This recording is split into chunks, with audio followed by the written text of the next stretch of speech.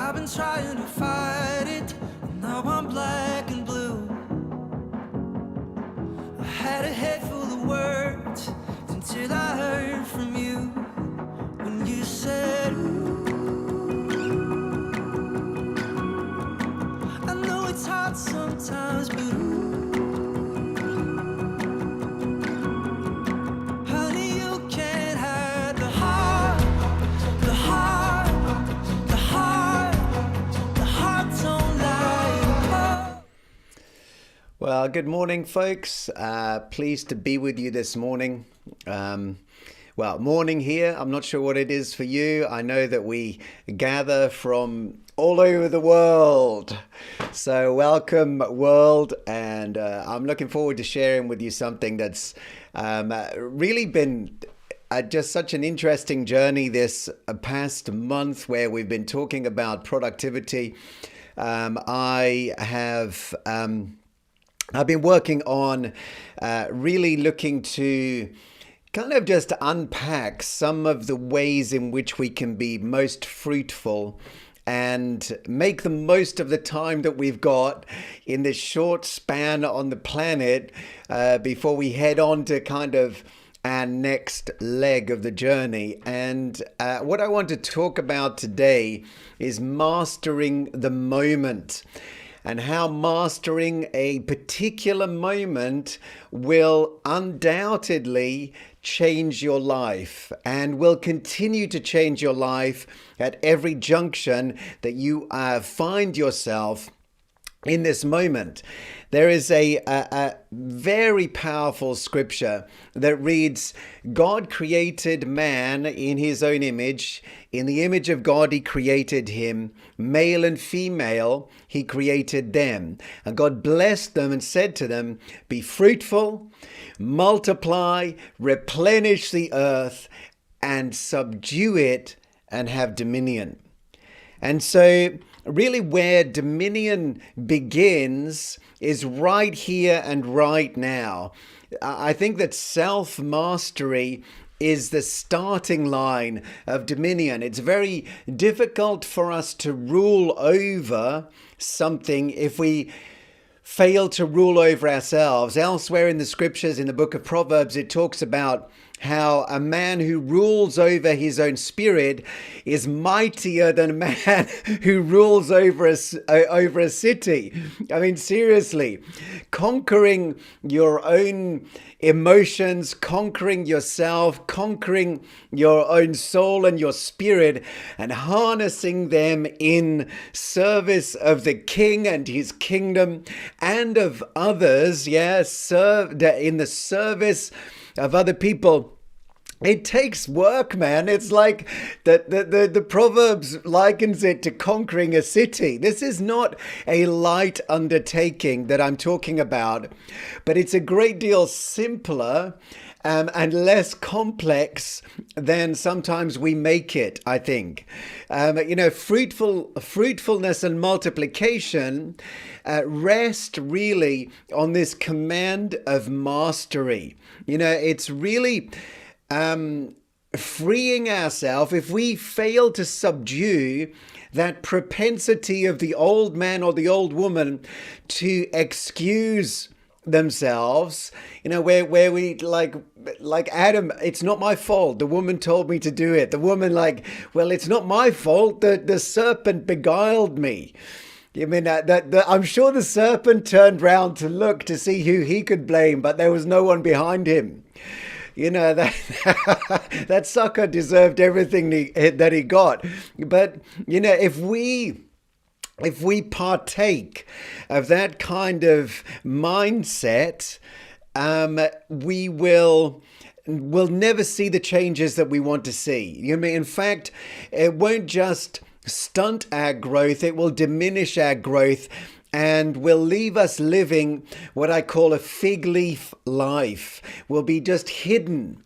We'll hide behind a false persona. We'll hide behind a kind of half-lived, half-embraced life where we have never really stepped out and stepped in to our gift and our calling. And having said all that, man, I'm not saying that this is just easy or simple. It takes a lot of courage to do it. But really purposeful productivity, which is what we've been looking at over this month, is really the mastery that, certainly this is how I define it anyways. I mean, someone else has probably got a much better definition than this. But to me, purposeful productivity is really the mastery of time and energy, and I would include money in that, in positive, productive ways that bless mankind. And at base, it boils down to saying yes to the things that we know we need to say yes to, and no to the things that we don't. It's not a great deal more complicated than that. And then in that, this even, we've put this in the pan and we've turned up the heat and we're boiling away all the froth and the bubble. And what remains really at the bottom of that pan, once it's boiled down to its essence, is we need to master the moment of decision. And the moment of decision is that moment where we ask ourselves, shall I do this? Or shan't I do this? Shall I exercise this morning? Or shall I not exercise this morning? Shall I eat healthy? Or shall I choose to have this big bowl of burger and chips? It's that moment of decision where real mastery takes place.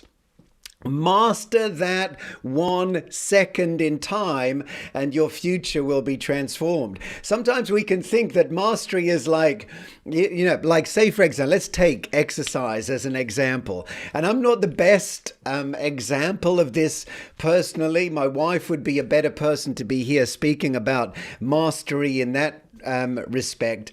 I have improved, but it's like that the decision isn't, should I decide to exercise for an hour every day or 20 minutes every day? Should I decide to do a marathon 6 months from now? No, that is not the decision that we're talking about here.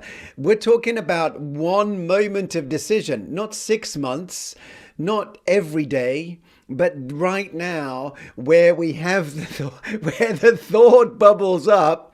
Shall I exercise now? And then that is where mastery takes place. Shall I? Shan't I?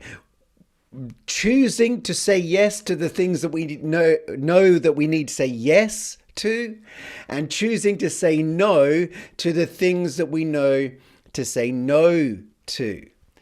And that yes-no decision happens in an instant.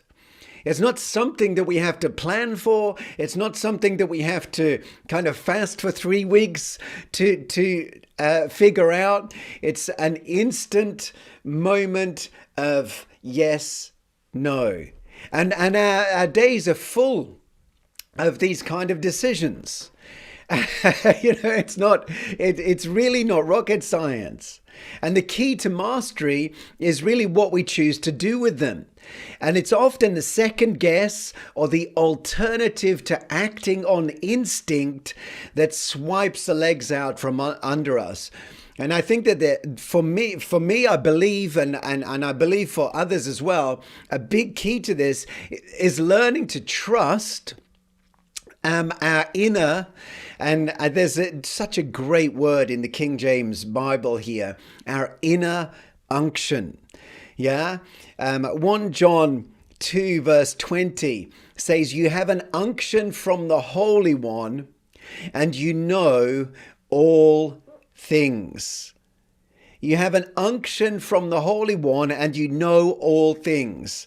And so you really do. You know more than you realize. You know more than you give yourself credit for. In fact, the Bible tells us here that you have an unction from the Holy One. God is living in you and you know all things. At any given moment, He is there to help, to inform, to guide, to transform. And it's those moments that I'm talking about.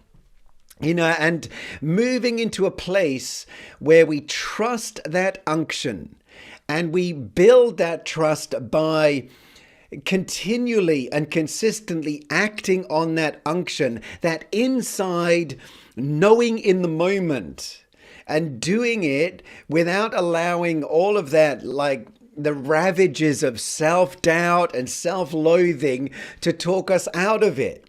Just trusting in ourself and trusting in the one who lives within us, the unction from the Holy One, who himself is all-knowing, all-seeing, and he is the one prompting many of the best decisions that we can make. And it's learning to not allow those second guesses and those self-doubts to back us off from simply just stepping out and taking action.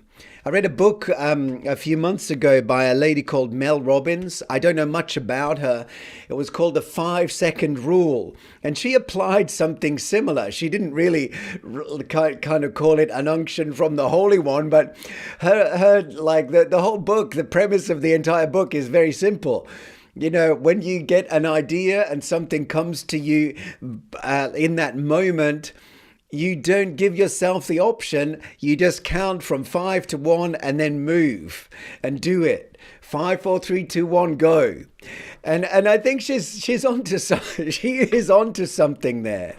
But I want to encourage you, you do have a relationship with God. If you know Jesus, if you're walking with Jesus, if you believe that he is real, not just some distant icon out there in the universe somewhere, but an ever-present help in time, not just of trouble, but in time of growth and joy and decision and concern and celebration. He is there all the time, dwelling within you, and he knows all things, and through him, you will know how to act. And, when I was writing about this morning, I was tempted to elaborate and try and give some examples, etc. But I really felt that in doing so, it would be really counterproductive to try and justify or explain what I mean by mastering these moments of decision, these yes-no instances that happen multiple times every day often. Because you know already what I'm, you know already what I'm talking about, and you experience them every single day. The question is really not what are they, because you do know what they are. Those moments of yes, no. Do I do what I know I need to do? Yes. Or do I not do what I know I don't need to do? No. Yeah. The question is, are you learning to master those moments of decision, and are you fast acting on the unction as it prompts you to move in a certain direction? And really only you can answer that question, but I can promise you, if you will learn to be a prompt responder to the unction that you feel, and as you're moved inwardly to do, say, be in a certain direction, I encourage you to go for it. You've got nothing to lose, and you've got a great deal to gain, because your God is faithful and he will prosper